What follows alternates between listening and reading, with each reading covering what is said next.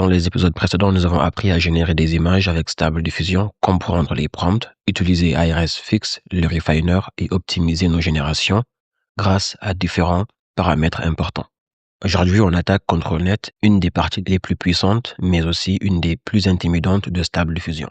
Mais comme certains le savent déjà, ControlNet peut être frustrant au début. L'interface contient énormément d'options, de préprocesseurs, de modèles et de réglages qui peuvent sembler compliqués lorsqu'on découvre tout ça pour la première fois. C'est justement pour cette raison que cette série sur ControlNet sera divisée en plusieurs parties. Dans cette première partie, on va surtout comprendre le fonctionnement global de la section ControlNet, apprendre à utiliser les paramètres essentiels, découvrir plusieurs préprocesseurs importants et surtout réaliser 2 générations complètes étape par étape pour voir concrètement comment tout cela fonctionne. Dans les prochaines parties, on ira beaucoup plus loin avec le contrôle avancé des poses, les styles, Instant ID, le contrôle des visages et d'autres techniques plus avancées. Donc aujourd'hui, le but est vraiment de poser certaines bases. Alors, avant de décortiquer l'interface, il faut comprendre le concept fondamental derrière ControlNet. Sans ControlNet, Stable Diffusion génère une image principalement à partir du prompt texte. Le problème, c'est qu'on n'a quasiment aucun contrôle précis sur la pose, la composition, la structure ou l'emplacement des éléments. Par exemple, si vous demandez un chevalier médiéval tenant une épée, Stable Diffusion va générer quelque chose de cohérent, mais la pose sera totalement aléatoire. Et c'est justement là que ControlNet intervient. Avec lui, on peut fournir une image de référence servant de guide structurel. Concrètement, vous fournissez une photo d'une personne les bras croisés, par exemple. ControlNet extrait la pose et Stable Diffusion génère ensuite un personnage complètement différent, mais dans exactement cette même pose. Donc le personnage, lui, il change, le style change, les vêtements changent, mais la structure corporelle reste identique. Et ça change absolument tout. On peut maintenant contrôler les poses, la profondeur, les lignes, les perspectives, les couleurs, les visages, les structures architecturales et énormément d'autres choses. Et le plus cool dans tout ça, c'est que dans cette version de Stable Diffusion, ControlNet est déjà intégré directement dans l'interface. Contrairement à Automatic 1111 classique, il n'est pas nécessaire d'installer une extension séparée. Alors, dans la section ControlNet, on retrouve plusieurs unités. On a ControlNet Unit 0, Unit 1, Unit 2. Chaque unité représente un ControlNet indépendant. Et ce qui est extrêmement puissant, c'est qu'on peut utiliser plusieurs unités simultanément. Par exemple, Unit 0 pour contrôler la pose, Unit 1 la profondeur, Unit 2 le style. Et tout cela s'applique en même temps pendant la génération. Dans cette vidéo, nous allons précisément utiliser 2 unités simultanément afin de comprendre comment les combiner correctement.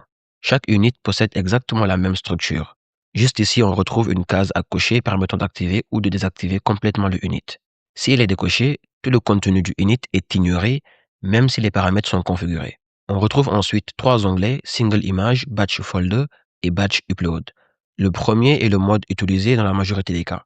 On importe simplement une seule image de référence.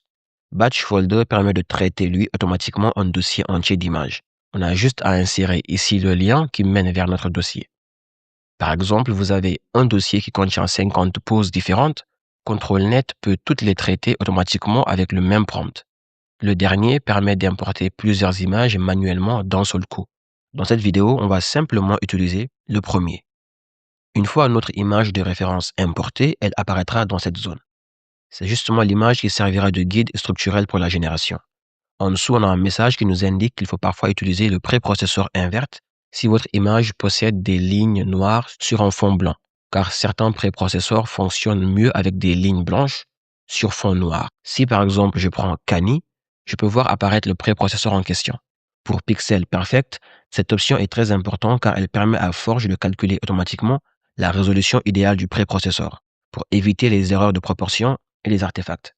Je vous recommande vivement de laisser toujours activer cette option.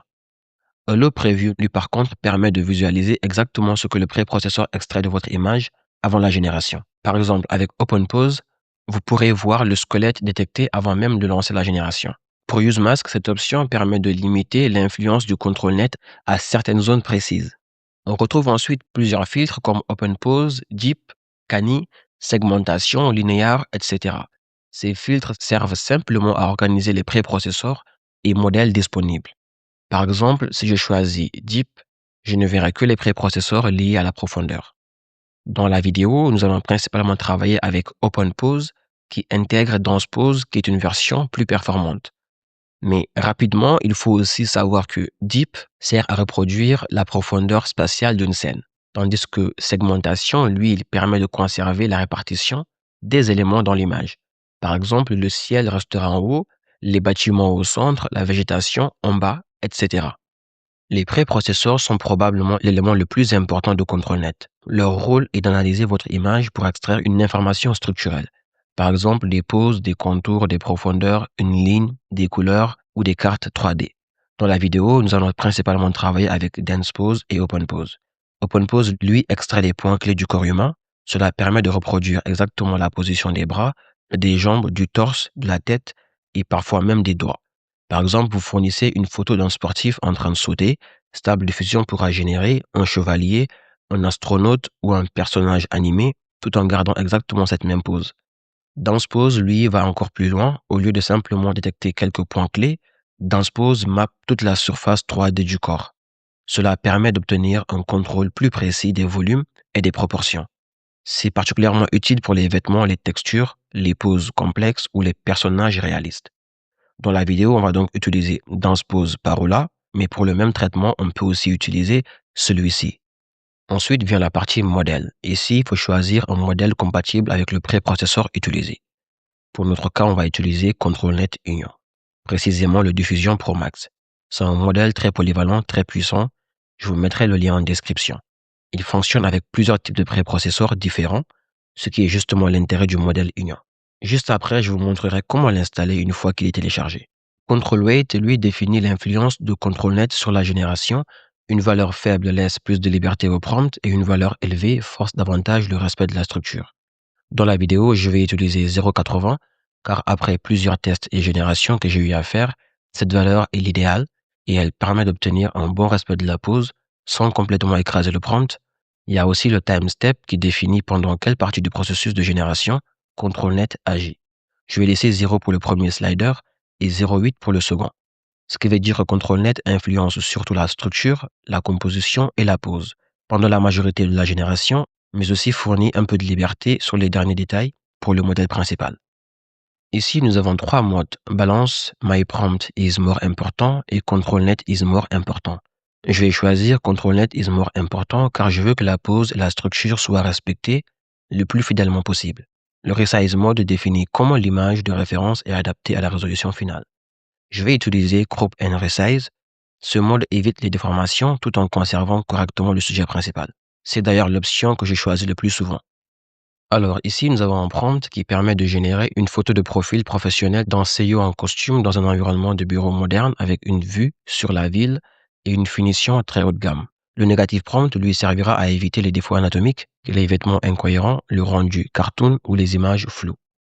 Pour cette première génération, je vais sélectionner le même VAE, déjà utilisé dans l'épisode précédent. Il est super et permet d'améliorer le rendu, les couleurs et les contrastes. Je vais conserver DPM++ comme sampling méthode. Il est excellent, c'est un excellent sampler pour le réalisme. Le schedule qui restera sur Cara, il fournit généralement une meilleure stabilité en termes de rendu. Je vais utiliser 30 ou 32 pour le sampling step. Cela permet d'obtenir un bon niveau de détail sans rallonger de manière excessive le temps de génération. Par contre, je vais volontairement laisser IRSFix désactivé et le refiner. Le but ici est de voir uniquement l'impact du premier ControlNet. Ensuite, pour la résolution, on aura une largeur de 720 et une hauteur de 1024. Ce format vertical est parfait pour les portraits. Le CFJ principal, je mettrai 650. Cette valeur offre un bon équilibre entre créativité et fidélité au prompt. Le SID restera sur -1 pour obtenir une génération aléatoire. Passons maintenant à la config du Control Unit 0. Je vais utiliser une unité de contrôle pour cette première génération. Ensuite, pour la seconde, je vais en choisir 2. Donc, je l'active juste ici. Puis, dans Single Image, j'importe mon image de référence.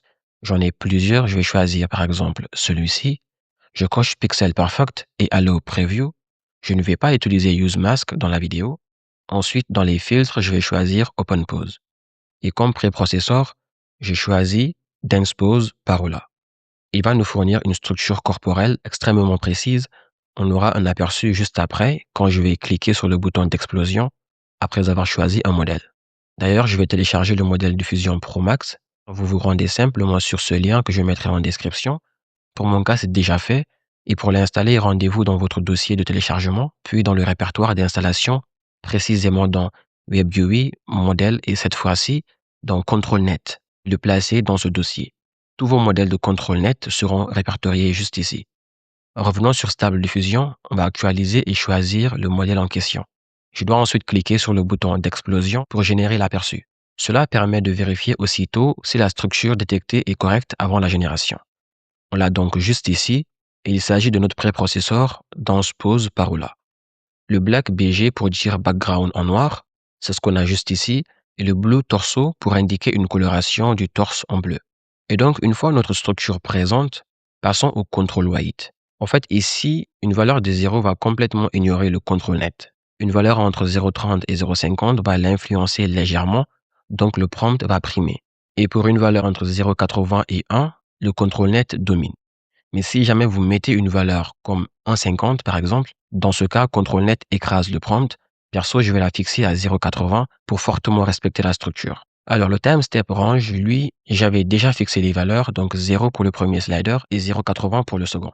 Pareil pour le contrôle mode et le reste que j'avais également paramétré. Nous pouvons maintenant lancer la génération. Une fois l'image générée, on constate directement que la structure globale et la pose sont bien respectées, le personnage reste correctement positionné, le cadrage est cohérent et l'ambiance CEO en costume dans un bureau moderne est également présente. Mais honnêtement, le résultat reste encore très loin d'un rendu réellement propre ou professionnel. On peut justement voir plusieurs problèmes assez visibles. Le visage manque de finesse, la peau paraît artificielle et plastique, certaines proportions du corps semblent légèrement étranges, les mains restent imparfaites, les textures du costume sont assez pauvres et surtout l'image donne un rendu très brut, typique d'une génération sans IRS fixe ni refiner. Mais aussi malgré le choix de dense pose, le personnage paraît encore assez rigide et manque de naturel dans sa posture générale. Et c'est justement ça qui est intéressant à comprendre. ControlNet permet déjà de contrôler efficacement la structure et la composition dès cette première génération. Mais sans IRS fixe, sans refiner et sans combinaison de plusieurs unités, le résultat peut rapidement manquer de réalisme, de précision, de détails fins et de finition globale. Cette première image sert donc surtout de base de travail. Dans la deuxième génération, on va justement corriger tous ces problèmes. Je vais conserver le même VAE, le même sampler, pareil pour le schedule type, et la même valeur pour le sampling step. Maintenant, j'active IRS Fix. Comme upscaler, je vais choisir cette fois-ci l'Enzo. Je l'avais déjà mentionné dans la vidéo précédente. Il fournit un excellent niveau de précision tout en conservant correctement le rendu. Je règle IRS Step à 15. Cela permet à l'upscaler d'ajouter davantage de détails sans devenir trop agressif. Le strand sera réglé sur 0,70. Cette valeur permet à l'IA de réellement réinterpréter l'image afin d'améliorer la peau, les vêtements, les textures et j'en passe. Pour le upscaler by, je vais mettre 2. L'image sera donc générée dans une résolution au double. Le IRS CFG sera réglé sur 650 pour rester cohérent avec le CFG principal. Ensuite, j'active également le refiner. Je vais choisir celui-ci, le même modèle que celui choisi dans l'épisode précédent, spécialement conçu pour améliorer les textures, les visages et le réalisme global. Le paramètre switch add prendra une valeur de 0,80. Le modèle principal effectue donc environ 80% du travail et le refiner intervient sur la phase finale pour perfectionner l'image. Je reprends ensuite exactement les mêmes réglages que précédemment. Dans ce pose parola, même modèle union. Pareil pour le poids. Dans ce premier unité de contrôle, on ne touchera à rien. Par contre, cette fois-ci, j'active également le contrôle unit tout en cochant les options Pixel Perfect et Allow Preview. J'ai choisi Open Pose, mais cette fois-ci, comme préprocesseur, je vais mettre DW Open Pose Full. Il est extrêmement performant pour les mains, les visages et les poses détaillées. Mais en plus de ça, on fera également un edit manuel de ce préprocesseur pour plus de précision. Comme modèle, je garde le même, donc Diffusion Pro Max. Je lance ensuite l'explosion pour afficher l'aperçu et c'est justement ce squelette qu'on va ajuster pour apporter une meilleure précision. Mais avant de faire cela, je règle Control Weight à 0,80. On mettra les mêmes valeurs que dans l'unit 0. Time step de 0 à 0,80. Control mode sur Control Net is more important. Resize mode sur Crop and Resize. Et IRS Fix option sur Bot. Donc avant de générer, accédons à l'éditeur de pose pour modifier les points clés du squelette. Et chaque point coloré, poignet, coude, genou, nez, etc., est un point d'articulation. Vous pouvez cliquer sur n'importe quel point et le faire glisser pour changer la pose. C'est l'un des outils les plus puissants disponibles dans Stable Diffusion pour contrôler la structure de vos personnages. Cela permet de contrôler précisément les jambes, l'orientation du corps, la posture générale du personnage, les bras, les mains, et c'est justement pour ce dernier que j'ai choisi ce squelette en question, car le W Open Pose Full est une version améliorée de l'Open Pose Full. Donc, elle est plus précise sur les mains et le visage. Et ici, on va justement se focaliser sur les mains, car si on regarde bien, on constate déjà que non seulement les points de clé sont mal positionnés à ce niveau, mais qu'il y en a trop, 5 au total, alors que sur la main gauche, on voit apparaître que 4 doigts. Donc, si jamais on lançait la génération avant d'ajuster ces parties, on risque de se retrouver encore une fois avec une image dégradée, certains membres en trop, précisément au niveau des doigts. Pour régler cela, commençons par éliminer ces points supplémentaires, en faisant simplement des clics droits dessus. Passons juste ici, vous avez des infos vous indiquant quelques raccourcis clavier-souris. On va tous les supprimer pour ensuite ajuster soigneusement et délicatement les points de contrôle restants. Alors, une fois les modifications terminées, vous devez avoir quelque chose comme ça. On voit directement que ce squelette est mieux positionné par rapport à celui d'origine. Ce bouton juste ici, Send to Control Net, cliquez dessus, cela va simplement envoyer le squelette modifié directement vers l'unité de contrôle active. Mais il faut savoir aussi que vous avez la possibilité de sauvegarder votre squelette pour le réutiliser dans des futures générations. Soit vous la sauvegardez en format d'image ou soit en format JSON. Par exemple, une fois le format JSON téléchargé, si jamais j'ai besoin de réutiliser cette pose pour des futures créations, j'ai simplement à la charger, automatiquement elle s'adapte à notre image. Maintenant que tous nos réglages sont enfin prêts, je peux à présent lancer la génération. Donc pour celle-ci, le résultat est clairement supérieur à la première génération. Cette fois-ci, on voit immédiatement la différence par rapport à la première génération. Le résultat est plus propre, plus professionnel et surtout plus cohérent. Déjà grâce au IRS fixe activé avec Lanzo, l'image gagne énormément en clarté, les détails du costume sont mieux définis, les plis du tissu plus réalistes, même les contours du visage et les transitions de lumière sont plus propres. Le refiner joue également un rôle très important ici. Le visage est mieux travaillé et les proportions sont plus cohérentes. La peau plus réaliste, les yeux sont plus nets. Et surtout, l'ensemble donne un rendu plus crédible photographiquement. Mais la plus grosse différence vient surtout du fait qu'on manipule maintenant 2 contrôles units simultanément. Le premier unit avec Dance Pose nous permet de conserver la structure générale et la posture globale du personnage.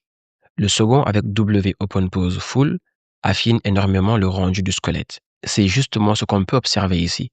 La pose paraît plus naturelle, les bras sont mieux positionnés et les mains sont nettement plus cohérentes que lors de la première génération. Donc le fait d'avoir modifié directement les points clés du squelette avant la génération a également permis d'obtenir une posture plus maîtrisée. On ne dépend plus seulement du hasard du modèle, on contrôle réellement la position et la composition de l'image. Le décor est aussi plus cohérent, l'arrière-plan garde l'ambiance corporate moderne demandée dans le prompt, avec une profondeur de champ plus crédible et une meilleure intégration du sujet dans l'environnement. Donc au final, cette deuxième génération montre parfaitement pourquoi IRSFix, le refiner et la manipulation combinée de plusieurs control net units sont extrêmement puissants lorsqu'ils sont bien configurés ensemble. On passe d'une image correcte mais imparfaite à un résultat qui ressemble à une véritable photo corporate professionnelle. Et c'est exactement pour cette raison qu'il est important de comprendre IRSFix, Refiner et tous les réglages précédents avant d'entamer la section de contrôle. Donc voilà pour cette première grosse introduction à ControlNet. On a vu ensemble le fonctionnement général, les principaux paramètres, quelques préprocesseurs importants, la manipulation sur mesure d'une carte de contrôle et comment réaliser des générations guidées plus contrôlées. Mais honnêtement, il reste encore pas mal d'éléments à voir sur le contrôle. Dans les prochaines parties, nous allons explorer d'autres aspects comme le contrôle de visage, la manipulation des cartes de contrôle prédéfinies, Instant ID, les transferts de style et plein d'autres techniques puissantes. Donc si vous avez aimé la série, les gentils viewers surtout, n'hésitez pas à liker la vidéo pour soutenir mon travail ainsi que la chaîne, mais aussi de vous abonner et activer la cloche pour ne pas manquer la suite de la série. Comme d'habitude, merci d'avoir regardé et à bientôt pour le prochain épisode. Salut!